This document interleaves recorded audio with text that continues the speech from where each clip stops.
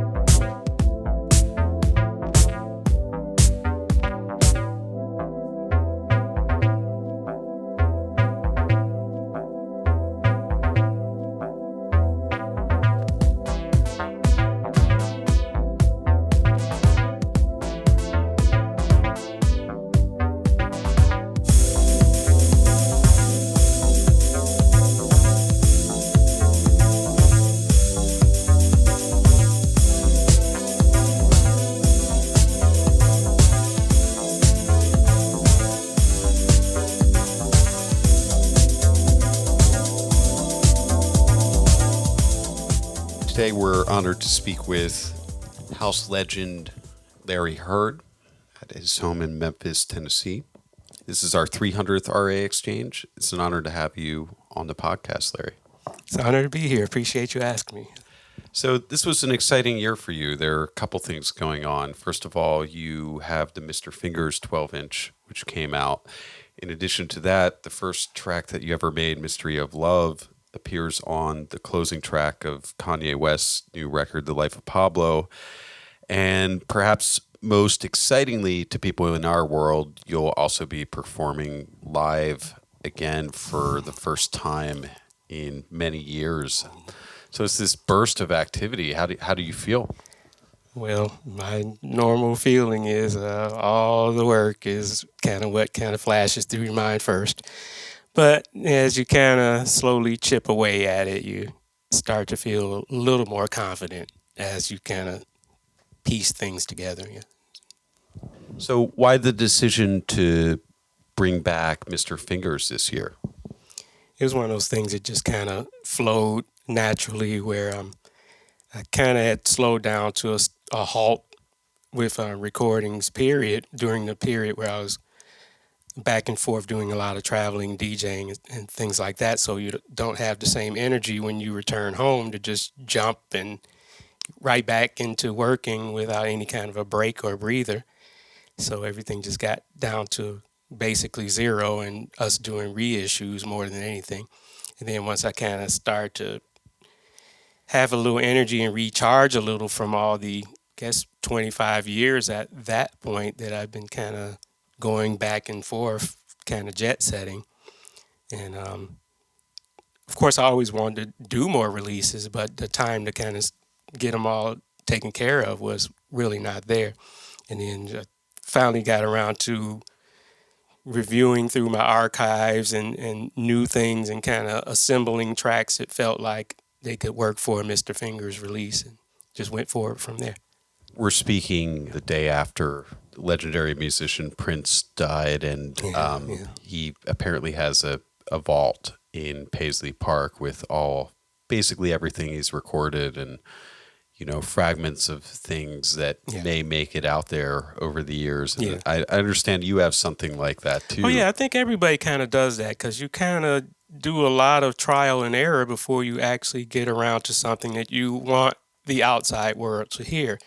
So maybe for every one song that you hear, there might be 10 or 15 that we kind of toyed around with and then ultimately decided maybe it didn't work or didn't fit the feeling of, you know, if it was a grouping of songs, didn't kind of fit in right. Lots of sketches and stick figures of ideas around, yeah.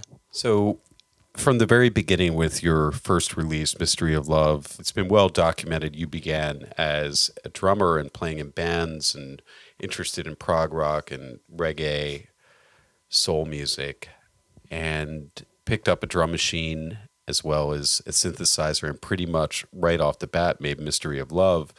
And you self-released that and then licensed it and sold tens of thousands of copies of that record. Was it important to you to have your own imprint, to have your own forum right off the bat? Well, this was another scenario where the situation kind of dictated, where it's either you. Well, actually, a buddy of mine, Donnie Hardy, whose name is actually on there, it says Donnie Hurd on the record, but it's actually Donnie Hardy, typo. And he suggested, why don't you just put it out yourself? And then we started, researching. Even though we didn't know where to start, we just went to like the yellow pages. Let's find somewhere and call them and see maybe if they can kind of fill us in. And we stumbled across Bud Pressner, who's in Gary, Indiana. And I think he comes from the big band era. I think he was playing trombone and things like that. And he was, willing to talk to us and kind of talk us through how the process works. And he was running a mastering house at the time. So we took a road trip. I had never been to Gary to begin with. So I was like, okay, well, this would be fun. We're going out to Gary. We can see where the Jackson 5 lived and all that kind of stuff. And kind of get this accomplished here. So we went out and got 3 acetates done. Well, on a first meeting with him, I brought the cassette that I had of Mystery of Love. Of course, I don't know what he was doing, all the scientific stuff you do with the stylus, as far as the cutting and what have you, and did that for us. And then we kind of made arrangements to, once I kind of got it recorded again, since I had just had my cassette copy of it, we wanted to try recording it again. And I think by that time I had met Robert, and we were starting to integrate him in also.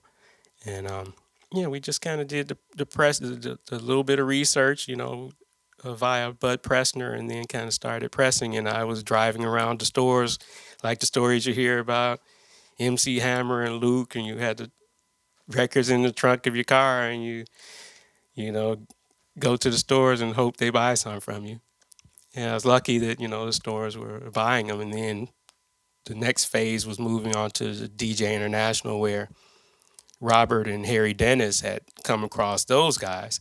And I was like, well, that'll take some kind of work off of me to do this. Instead of me driving back and forth to stores, I can be in the studio making tracks. So it's more, again, another logistics thing kind of devised around the circumstance. Yeah. And those 3 original acetates went to Frankie Knuckles, Ron Hardy, Larry Levan? Well, I had one. I still have one right now. But I think it somehow had one of the acetates made their way to Larry Levan, but they originally went to Ron Hardy and Frankie Knuckles. So maybe Larry Levan ended up with Ron Hardy's after he passed or something like that. And Ron and Frankie claimed the track initially. I've said that a couple of times in interviews, but, I think that was more a ploy by my friends to get me to come out. To say, if we know how to get him, we'll say somebody else is claiming that they made the track. And I worked full time. I was always involved with music, since my teenage years. So I got my daily dosage of music every day. So I, wasn't that keen about, okay, I got to go up and I got to stand around. Can I take a folding chair at least where I can sit down or something? Because that's me. I just want to sit and enjoy the music and watch people dance. Yeah. What kind of work were you doing at the time? I worked for the federal government. I was with the Department of Health, Education, and Welfare. So I did with the Social Security Division. So I went through about 3 different jobs there: computer room clerk, records analysis, and then benefit authorizer. You see my awards up there. So we've got some sustained superior performance awards from the government right alongside the best house group award from Fingers Inc. So yeah, I got my little few things kind of on display, I guess. Yeah. This gets back to something that I wanted to say. So if your friends came up with a ploy saying the top DJs in the city were claiming your track, you know, you weren't really aware of what was going on in these legendary clubs like the Music Box before you started playing music, before you started making music that would work for those clubs. And this is something that is a bit perplexing to me because Mystery of Love is a track that still brings it down today. And like, how did you make club music without being aware of the club? Well, yeah, we went through the disco movement. So I knew certain songs, the Bee Gees, Donna Summer, the things that made it to the radio. We were familiar with that, and we were familiar with the 4 on the floor drum beat. So, I mean, I had some knowledge of the music. I just hadn't really been to the clubs, you know, in addition to the stuff that did happen to make radio, then there was a whole nother slew of records that you never would have heard on the radio. So that was a great thing about kind of starting to go to some of the DJ clubs. Yeah. And you were using the kind of tape recorder method at that point? Yeah, initially I had 2 cassette decks at the time, so you would record one pass on one cassette deck and then transfer over to another one and play another line on top. So pretty simple, maybe prehistoric, but simple principle. And then even when you went out to the club to see DJs, like sometimes you bring the Walkman and then, I wouldn't. Yeah, I wouldn't. I didn't, want to be the one bothering the DJ. So it's more people that more had a closer relationship with them. Like I mentioned, the guy Tony Harris, who ended up being my connection to Robert Owens and to Frankie Knuckles. And he was DJing at the time.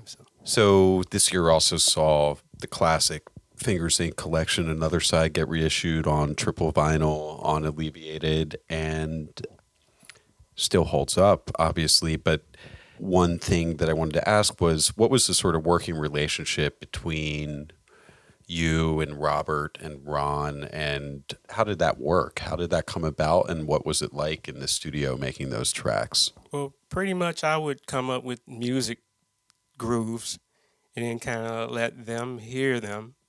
And of course, every groove you let Robert hear, he can write something to. He's just prolific like that. We had more of a struggle, though, getting the right fit for Ron Wilson. He didn't really have the gift for writing lyrics as quickly as Robert Owens.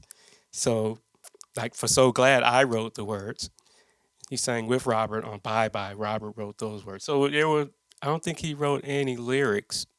But yeah, that's why there's more songs with Robert singing, because Robert would always come in and just commandeer a track so quick and make it his own that it kind of started to feel bad because I invited Ron to, participate in this, but it seemed like he is always kind of the third wheel in a way, because Robert would just come in so convincingly on any track that you put before him.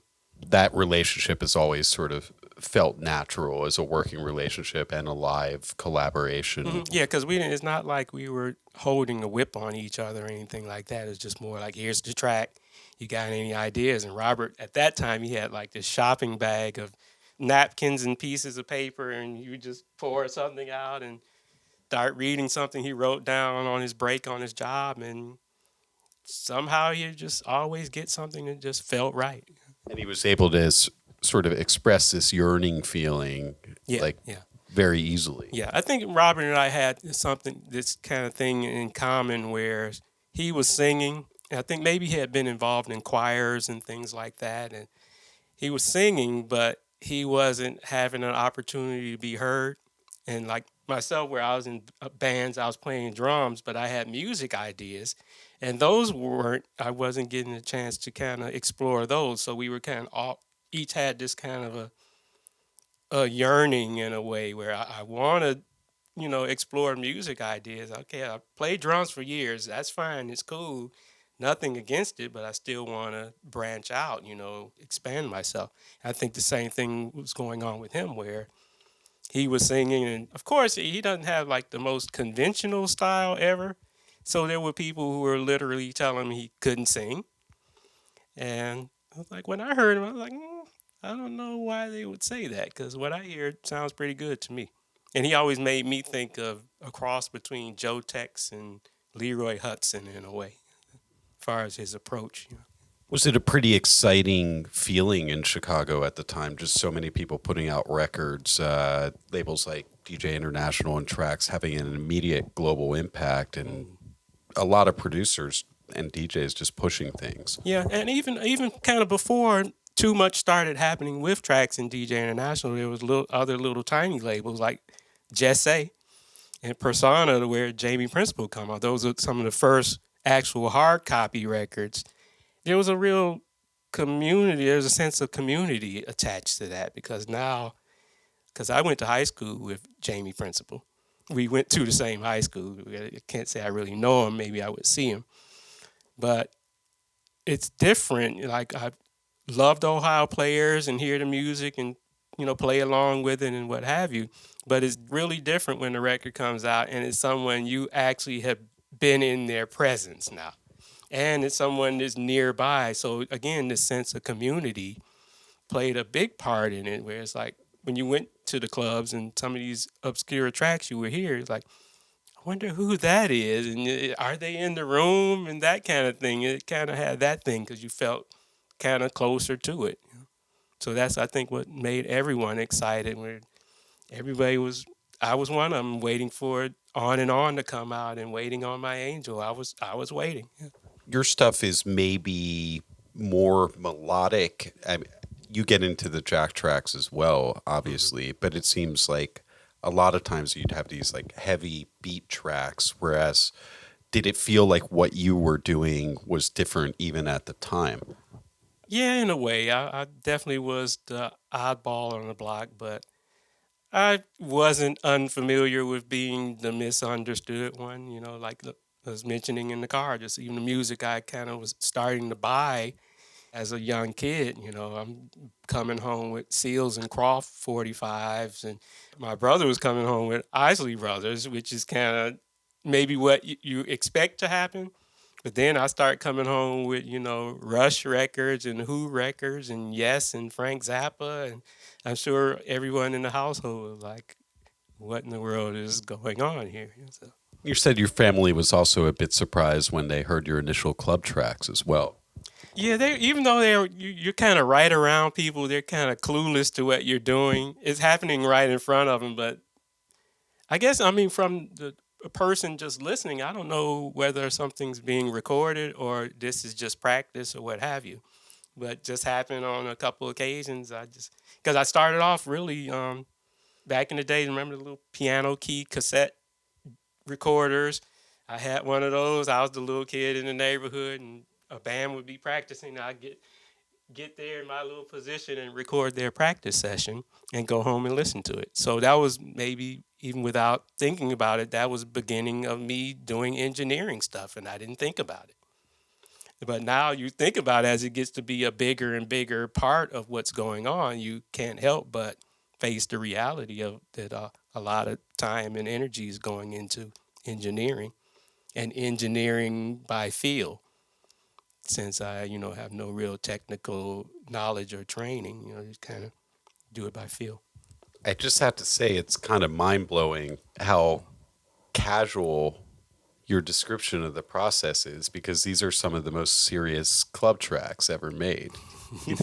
Like it's like they still work 30 years later. Like I'm just, the bass line to Washing Machine or Mystery of Love. While maybe they're influenced by Marauder or something like that, in the same sense, they're just harder and I'm just wondering like how you stumbled upon that. Like, Well, I spent in high school, I think we had to take 3 instruments, I think, And one ended up being the recorder, which is traditional. And then I had two brothers who were playing guitar. They started when maybe they're about 10 or 11 years old playing guitar. I said, well, if they're playing guitar, maybe I can do it. I can get one of their guitars and practice. I sucked at it pretty bad, but I passed the class. And then I switched over to bass because I knew my fingers weren't right for the guitar. You see, bass is here now, so I still dabble with that. So I spent about a year playing the bass before I kind of opened my big mouth and told someone that I played the drums, a guy that was putting a band together. So I had to hurry up and buy a drum set, isolate myself and hide out, and learn how to at least play some simple beats before I kind of faced this guy again, after my bold statement. So I had to, make good on my word. Did Fingers Inc. translate well to the live setting? Unfortunately, I've never had the opportunity to see. Yeah, well, it's never kind of been, again, since I'm kind of playing multiple parts on pretty much every song, it's kind of impossible to replicate that live, since I only have one of me to put on stage. So it was kind of more the track playing and Robert singing, my maybe ad-libbing on the synthesizer or something like that, And then coming along to Ron also, and since he knows something about dancing, he maybe come up with steps or something and things like that. So. And Robert's a natural performer. Oh yeah, if Robert was here right now, he'd do a performance right now. Again, he doesn't have to try to perform; it just happens. Like somebody like Whitney Houston and Barbra Streisand. I mean, Barbra Streisand could probably be in her 90 and start singing, and you're like this now, just into it. They just do it so well. So as the 90s begin, you start to sort of acknowledge your smoother sort of jazz influences, and then the deal with MCA comes about, and you start to go for more of like a Quiet Storm, like smoother sound that's more about you and more about your vocals. Can you tell me about when you decided to pick up the mic? Well, it was another thing that, again, the circumstance played a major role in that, where another individual, David Hollister, was planned out to sing the vocal on What About This Love, and he didn't show up at the studio. I ended up singing a scratch vocal, and everyone at the studio enjoyed that and said, well, you don't want to put it out this way. And I guess they finally convinced me, their confidence. I'll take a chance on it, and it ended up doing well. Again, kind of always the oddball as far as tempos, because original Mystery Love was 110. Then when we did it with DJ International, the alleviated one ended up going up to 117. Then we went up to 120 when we re-recorded it again for DJ International. And then I jumped back down again with Can You Feel It, 116. What About This Love was 113. So I've never followed the status quo. It's just more what feels right for this track. It doesn't matter what's popular or, what the peak time tempo is. If it doesn't feel right there, it'll be irresponsible for me as someone calling themselves the producer to make a critical mistake like that. Where the song feels right is where it feels right. And then outside of that, we have pitch control for anyone who needs to speed it up and slow it down.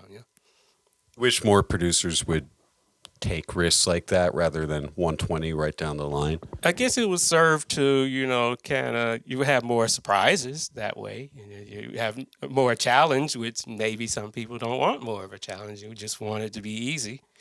But again, we just come from the whole world of, when we start mixing records, it was a Harold Melvin record, and they didn't put a DJ intro on it. You had to get it in there, especially the guys who started, playing on 45s before the 12-inch came along. So everything just wasn't constructed for convenience. It was constructed because of the proper arrangement that the producer wanted for the song. So we were accustomed to that. We're accustomed to working around the little obstacles and hurdles. Is it safe to say that you're a reluctant star?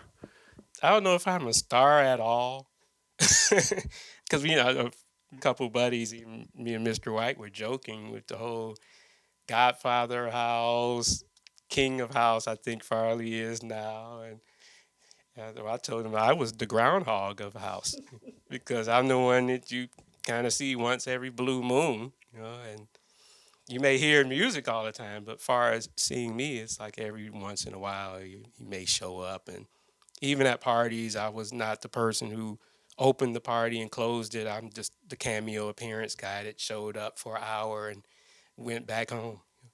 Because you wanted to be in the studio. That too, but sometimes you just, again, just, okay, that's enough. I get my daily dosage of music every day, so I don't, any additional, is not really mandatory. I'm just more getting out and maybe supporting someone else's event and trying to hear, maybe discover a couple things to put on my own shopping list to pick up. But one of the things is that since you moved down here to Memphis, and when was that? 97. 97. Like, I've noticed that, in being down here, you're connected with younger producers who, come from a different world, and you're supporting them and releasing some of their music, like Ben Jenkins, who's moved on to DC, and a few other producers that I won't mention because their stuff's on the way. I don't want to announce everything right now. Let it be a surprise. But you managed to make it out to, see DJs and people who were into house sometimes music. it's really only a matter of kind of connecting with maybe one individual who starts to kind of invite you to something or run you by something, to take a peek at this, let's check this out. You kind of do things like that, And for me, I think that ended up being Mr. White, Chad White, where he kind of was more aware of things going on around town. So I just check with him, anything going on tonight or this weekend, and just kind of peek in for a minute. Can you tell us how that collaboration came about? Obviously responsible for another classic, The Sun Can't Compare. Well, he's a good guy, very energetic, and definitely brought energy to the table. So, and had good voice. And so I said, well, let's find. I usually kind of follow the same premise of letting whoever I'm kind of trying to work with just hear some tracks and just let them kind of ad lib, freestyle to see. Just to start gauging, okay, what are we working with as far as his range and the imagination and all that other stuff. You have to get a picture of that to see if you're sometimes, because you work really hard on a track. You don't want somebody to just come and say one word. You want them to actually come and do something, especially after an encounter like Robert, where you're accustomed to these more harder core, musicians and singers, especially as you go back the timeline for me, where we was playing, these guys could play Led Zeppelin's guitar parts and Alex Life's and all the Rush stuff and all that stuff. So it was a lot of those people laughed at Mystery of Love when it came out. What do you mean? What was their reaction? Well, because again, we were playing this Mahavishnu orchestra stuff and Zappa stuff and Genesis music, and next thing you know, this simple, straightforward boom, boom, boom, boom, boom, boom, boom. They're more like, okay, what is this? So it was pretty funny though, their reaction. But then when it was on the Billboard charts, it's like, okay, well, I don't know what to tell you. I didn't expect for this to happen. But then some folks would even say, well, produce a song for me. I was like, oh, the one who you wouldn't let me get off the drums when I was in the band with you. You didn't want to say I told you so, because I didn't know. I just wanted to try it though. But that was what it came out of, being a drummer, and you had some ideas about the bass line or the synth part, and not really having that feedback make it to the final product. That's what drove the solo work. Mm-hmm. Yeah, because you always feel like there's a cap on what you bring to the group, whereas it's like, well, I'm interested in exploring other things. So I said the word exploring a couple of times now. So maybe that's, again, the adventurous side of me, where we know what the status quo is. We know what everybody is doing and what's popular and what's not. But still, let's try this anyway. I'm that guy who just wants to try it. Sometimes to just be wacky. Sometimes, just feel internally is just something that you need to get out of you or something like that. You mentioned with both Robert as well as Mr. White that they have this natural energy when you see them out that translates to the studio as well as, in Robert's case, the live setting. Do you have a tendency to work with these kind of like hyper energetic, kind of wild card vocalists so you can kind of like lay in the cut a little bit and do your thing? I don't think it's deliberately, but I don't know. You never know. Any of us knows our own psyche, so it could be a little bit of that where, I'm comfortable with, you know, producing and composing and doing all the tedious engineering work and things like that. The place I'm not comfortable is on stage, especially if there's too much attention on me. So that's where someone who is a performer and is blatant that they're a performer just by the way they even walk around a room or walk down the street, they command attention. You were telling a story about you and Robert in Japan. Oh, the Space Lab yellow fashion montage. It's always hilarious when we meet up, and I'm always, since Robert is really into high fashion and things like that, I'm always wondering what he's going to wear. He showed up for the sound check, and I saw what he had on. It had some fur and some leather and going around, and so I started to ask him, so tell me about this outfit you have on, like, the red carpet interviewers do. And of course, he fell right in line and started doing a runway thing in the club. And we were starting to laugh hysterically. We were trying to keep straight faces, but we started to laugh. And everybody around at the sound check started to get a big kick out of first wondering what was going on. Are we having a weird confrontation? But I guess you can see us laughing to the point where tears are coming out of our eyes. And me touching his outfit and all that, touching the fur and things like that. So even before we sang a note or said hello, we started joking and having fun with each other. The house LP in general is something that a lot of producers struggle with, where they have issues on figuring out a direction. Like, what do? Do you put 12 club tracks on a record? Do people want to listen to an album of 6-minute club tracks just back to back to back? And this seems to be like something that you've never had an issue with, whether it's something like Love's Arrival, which has a very specific sound, or Introduction, again, which is more vocal and live instrumentation, or, Alien, which is a concept record. Just doesn't seem like you've had that issue with the album format. I think that goes back to your inquiry about the personal archives. So that's where those come in handy, where you can review back through things and say, did I use this for a project? Why not? Because, sometimes, the track you make on Monday you're not feeling that great about it, but 6 months down the line, you listen to it and say, why did I shelve this? So that's what it is. I periodically try to go back and listen through my sketches and see if there's something I just neglected to develop further. And I make notes for myself all the time, The computer for you in your setup is almost like a mnemonic memory aid to an extent. Yeah, big time. I started to just discover that when I first went to the stages of playing things by hand and then evolving to getting like a 8-track sequencer, then a 32-track sequencer, and then kind of ended up on Atari platform first and using a notator program, and then eventually moved to PC and then to Mac. So it was many steps. Kind of held off on the sequencer initially? I did. I was kind of a little stubborn coming from the whole, manual playing background. So part of that was, keeping me from just embracing it. But then once I, again, discovered that it could be an extension of my memory, then I was sold. Oh, I can save it on a floppy. Great. I'm all for that.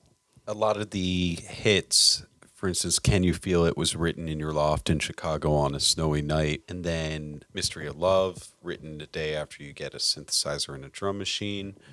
Sun Can't Compare, written basically I did that in the kitchen of the first apartment Well, the second apartment that I lived in when I got down here, we record that in the kitchen.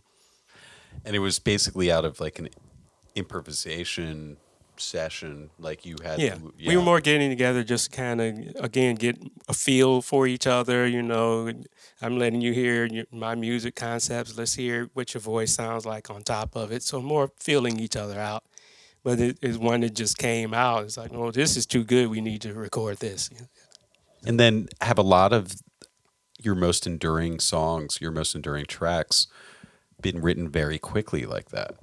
Like I say, sometimes that kind of is a determining factor. Sometimes the things that kind of don't run smoothly tend up taking a longer amount of time, and it gives you more time to finally sometimes give up on them, and that's what happens. So it's better for me when things go quick, and then you can review back and say, okay, was it my imagination or does this actually sound good? Maybe if you can get to somewhere where you can test it out on an audience or something like that, that helps too. And that was a great advantage we had in Chicago with Ron Hardy and Frankie Knuckles and other DJs, not just them, being willing to play cassette tapes and things off of reel to reel, off the from the neighborhood folks.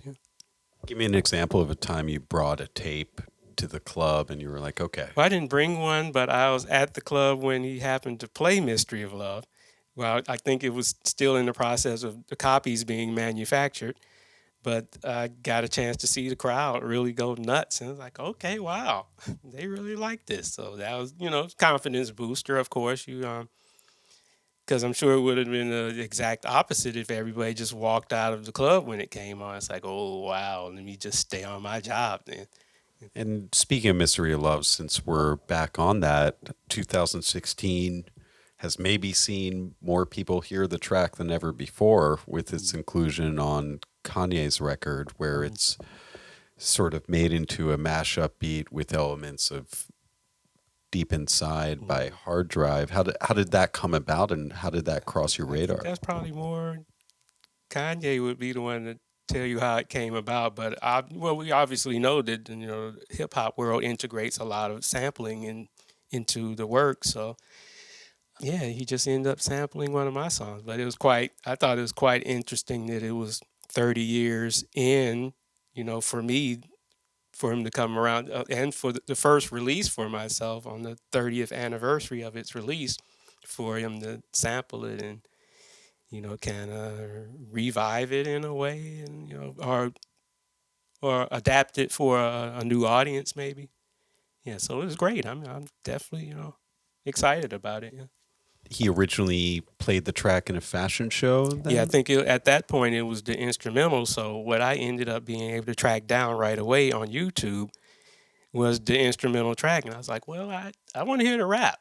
Well, okay, because this part is like hearing what I've been hearing forever, but I wanted to hear the rap. So and that took about 4 more months for me to actually hear the rap. So I was like, okay, I get it now. So back in 2012, you took a break from DJing due to hearing damage, and now we're sort of seeing the products of what's happened in the meantime. Like you've Yeah, been I able got a to. chance to come back in the studio and start working. So now I can kind of let some stuff out into the universe as opposed to it just sitting on the hard drive and waiting for me to return from a trip, because that's pretty much what happens when one undertaking starts, the others conclude, or are suspended or something like that. And each time you get back, you may not be in the same frame of mind to start back on the songs that you left off on. So you may start a fresh new crop once you've kind of recharged a little. And you notice a direct correlation between your productivity in the studio and how much you're playing out. Oh, big time. Yeah, it's just a matter of, hours and minutes, because if I'm away for 2 weeks or 3 weeks, yeah, no activity is occurring in the studio. So, and then when you come back, of course, you still have to rest your jet lag and all that kind of stuff. We're not robots or anything, so we do have to kind of have some rest somewhere in between there. Do you miss the travel? Do you miss the gigs? certain aspects of it. I don't miss just standing on my feet for hours and hours and hours and hours, because that tends to be the first part of me that gets tired is my feet. And there's been many occasions where people see me, in my stocking feet, because that's a way to kind of relax a little bit and, kind of at least feel like you're in a relaxed environment, even if it's not, to just have your shoes off or something. But yeah, certain aspects of it, and meeting people and all that kind of stuff, and going to all these countries and being able to see great architecture, which I'm a fan of. And But in general, you've enjoyed the sort of more laid back lifestyle that being here in Memphis has provided. yeah, I'm pretty much, a laid back person. If it weren't for what I do as, my job, chances are I would kind of be here all the time, out mowing the lawn and things like that. Just kind of be closer to a normal life, except I'd just be in this room recording music while someone else is, in an office doing an insurance policy or something. So this is the 9 to 5 and here in the studio, and but you like to be outside and Oh yeah, I'm yeah. like any other person. I mean, I'm not a full hermit. I am a groundhog. We peek out. We may not stay out there, but we peek out. What are some of your other hobbies? Making things with wood. I have lots of things around here that I've kind of built. I used to draw and paint and things like that, but I ended up music ended up kind of being where I kind of do my artistic thing. But kind of normal things like going to movies, going out to restaurants, hanging with folks, and some of anything. I think I'd pretty much be game for anything. Watching a parade, flying a kite. It doesn't matter. What don't you miss about the live setting? Well, the DJing, that's fine. There's nothing wrong with that. Sometimes you're kind of up against the varying expectations of how many number of people there are there. Each person, of course, is expecting something different. I don't know. Some may not know who you are at all, but they still kind of have. Sometimes those can be the worst ones because they may be more expecting you to play like Calvin Harris or some of these mainstream more pop guys. So they may come up with some weird, can you play Britney Spears or something like that? It's like, well, if I had it, which again is this next notion that people who DJ have every record in the universe. It's kind of, I think people sometimes maybe think that. But if I did have Britney Spears tonight, I don't think it would really fit in with, kind of what we're doing here. Obviously someone brought you, you don't know what's going on. And then, you can't get mad at people for that, but it can be weird. It can be like a little democratic thing you have to do in between. And sometimes you get the people, who want to take selfies and all this in the middle of you trying to pick music to move to the next song, so squeezing that in can be kind of awkward at times, especially if they're aggressive. But, for the most part, they usually okay. The worst thing for me was starting to kind of wonder what was happening where I wasn't hearing the tweeter on the speaker. That's worse than all the other stuff together. Because is something wrong with the speaker or is something wrong with my ears? And everybody else is saying, no, I hear the tweeter. It's like, okay, well, something's happening here. Yeah. But what we were talking about there, where people coming up to you constantly during the set, that sort of clashes with your attitude on the whole thing. Because when you were watching like Larry Levan or Frankie Knuckles, you tried to stay out of the way as much as possible. Yeah. Well, I'm not trying to be that annoying person, as innocent as it can be sometimes, but it's still, the person is working no matter how much fun you're having. They are working is what's really going on. And I know it doesn't seem like it because, again, it's a fun event, but I know the situation from both sides. So I know how it can be when you're trying to focus in what you're doing and someone keeps coming asking arbitrary questions in the middle of you're trying to find a song to play, and they come and say, so what were you thinking about when you made Bring Down the Walls? I can't even tell you what song played right before this song, so yeah, good luck. I don't know. So you can't get out of your impromptu interviews that people want to do. They have some question that's pressing that they have to ask you. It's funny you call yourself the groundhog of house, and I really do hope that catches on after this interview. Yeah, so then people will know when you hear about a tour from him, doubt it highly. Now, appearance, that's more feasible. But a tour, I really, really highly doubt that. Especially at, my age. I mean, when my parents, well, my father was already deceased at my age, so he wasn't working anywhere.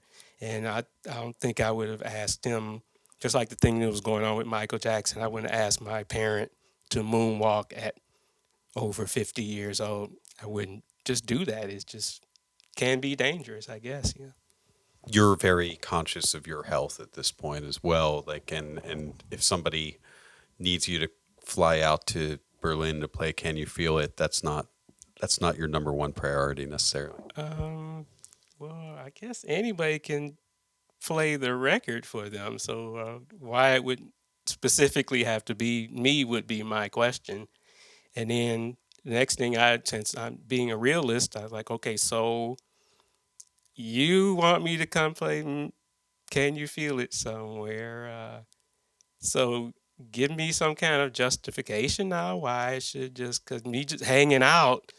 Yeah, hanging out is fun when you're 18 and 20, but when you're 55 like myself, even hanging out has to have some kind of purpose for it. And I would like my hanging out to be kind of therapeutic if at all possible, not just, someone, having me do something that they can do themselves. That said, you've managed to sort of connect with a younger group of producers here, even here in Memphis, including Ben Jenkins, who's now moved on to Washington, and some other younger producers who you plan to release. So you do make it out, and periodically. I'm still the groundhog of Memphis too. They can tell you, we'll see him at an event maybe once, twice a year. They have different community festivals around town. Maybe I'll show up at something like that and kind of walk through where they have like independent vendors and things selling art and things like that. I come to do that, and I look at the art, and while some of the other guys are immediately running towards the record, it's like, okay, I'm going over here with this art here that this person did, something, to I appreciate more than one kind of art, not just music solely. But with the mixes that you put up through your social media, you're staying up on what's coming out for the most part. I get out there and do my kind of treasure hunting on different sites, and I buy as you see, I buy vinyl, I buy downloads, a million zillion CDs out there. We've done it all. Cassettes, mini disc. There's a mini disc player. There's a DAT. So far as the mediums, there's a cassette player value and a CD. So we're covering a lot of the timeline. I don't have an 8-track player, but yeah. And how do you do A&R for Alleviated? Because you put out some really great stuff in the past couple of years.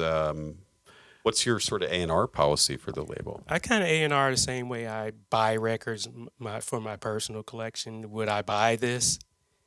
Is the biggest question, And as someone who has bought records, it's like, okay, yeah, because you know how you feel when you buy a record and you get home and it doesn't quite have the same magic. Now you kind of let down a little bit, and nobody likes that feeling. So I want the one that, I take it home and I can play it for a lot of years. It's just not connected to one trend that happens to be going on at the present. I try to do something that has like a timeless kind of a quality or edge to it. Make it relevant whenever you pick it up and play it. Is that what you're going for with your own music as well? Well, that's where I come from. It's not what I'm going for. It's where I come from. As far as folks, another one like Maurice White, who just recently left us, and those are the people I came up listening to. Maurice White, Earth, Wind and Fire, Herbie Hancock, all the Isley Brothers, you name it. As far as what was on the radio, that's what cultivated even the way I kind of think about and approach and buy music. It's one entity that kind of directs everything. So it's coming from, you know, a soulful musical place Yeah. always. Yeah. Mm-hmm. The trackier stuff is kind of more tricky to kind of make some kind of prediction about because it's kind of always off the wall. But then a lot of people like off the wall stuff. So and I'm one of them where I like some stuff that's rooted in traditional theory, but then I like stuff that's kind of like, okay, I didn't expect that. Yeah, because you love a surprise when it comes to music, something that surprises you. Because the music can tend to be like kind of like movies. When you go to a movie and you already know when someone's getting ready to get killed just by listening to the soundtrack. I say, okay, somebody's getting ready to die. Okay, something suspenseful will happen. You can kind of predict it before it happens, and that's what you don't want to be able to do. Because I know there's time periods where things have gotten so formulaic that you knew when the break was coming. On a song that you never heard before. It's like, no, that's not cool. So I want the one that's the surprise. Or you end up doing an edit or something like that, which Chicago has a rich history of folks editing, to do their own personal arrangements of things. One thing that I wanted to talk about earlier, even with a track like A Path, there are multiple versions floating around, and with tracks like French Kiss or Percolator, like there are all these things that feed into them. Well, oh, maybe there was a predecessor for French Kiss that was made by somebody else, but when Lewis saw the track slow down, he was like, okay, I got to go back and do something like that. Like Chicago, it seems like different neighborhoods have different versions of tracks, and this idea of like borrowing and there not being a master version is something that's very Chicago. Would you agree? Again, I think that's another thing that was circumstance, because digital, I think, didn't come to the masses. Maybe I think I got a first DAT machine. Maybe it was about 2 or 3 years into these recordings being made, so that's why they're not kind of like usable masters for some of the songs, because some of them were done on cassettes and on reel to reel, and some things where there was like would be some surface noise and things like that in them. Yeah, it wasn't my choice. I just didn't have that available to me at the time. You had to redo it. Yeah, so they're definitely different prototypes of pretty much all of the songs. Yeah. Back to Alleviated, you know, when I worked at a record store, everybody still gets excited when, you know, they can get Slam Dance again, or they can pick up the Gherkin Jerks records for the first time. And, you know, of course, recently Another Side and always The Sun Can't Compare. Like, as a label owner and a producer, is it gratifying to see that you can put these out in the stores as though they're new records? Oh yeah, it's great. Yeah, I mean, and I've kind of always used them sometimes to buy me time while I'm trying to work on something new. At least there's something out there, in the marketplace, and something for people to talk about on the streets, to where it's a diversion in a way while I'm trying to complete something else. Whether it be a remix for someone, something's always kind of got you in the studio. You're always working on something, but sometimes nothing's finished. Everything is being worked on. So that those can serve to kind of come in between the releases, the new stuff. Talk about getting the Gherkin Jerks alias back out, like in terms of both the reissue as well as the remixes you just did. Why did you sort of keep yourself out of that for so long? It's just the usual thing. You like to stay in the background on that?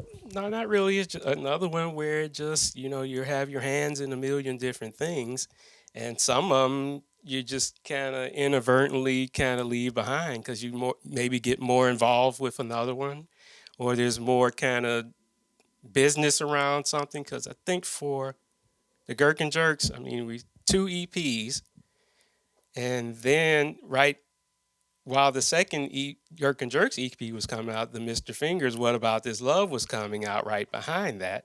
So everybody got kind of diverted to the vocal song, and the second EP, of course, didn't do as well as the first one because now everybody wanted "What About This Love," and then it kind of started, it's showing up on the charts right next to Lisa Stansfield and stuff like that. Started labels coming now, so the time to do another Gherkin Jerks thing just didn't happen.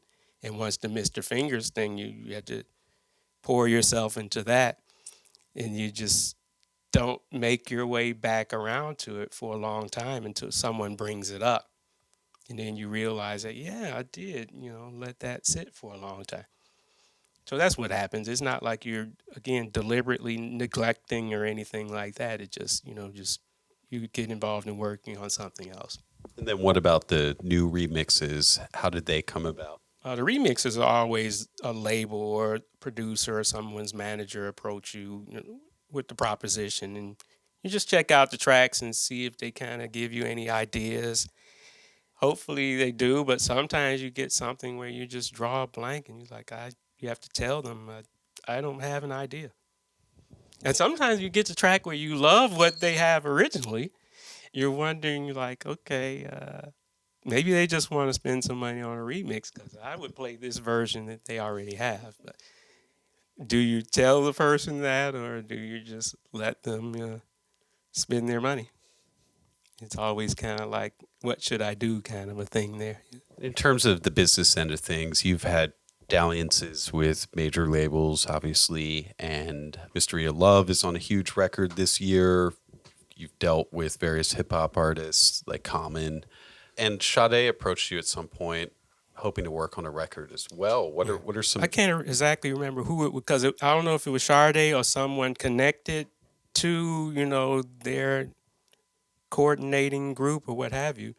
But it was kind of the same situation with, I think it was a Shaka Khan Close Encounter in there, Jody Watley one, and something like that, where someone affiliated with it was, interested in trying to work something out, but the A&R people and some of the executives at the label couldn't quite see it. Like, they're more like, doesn't he do house music kind of thing?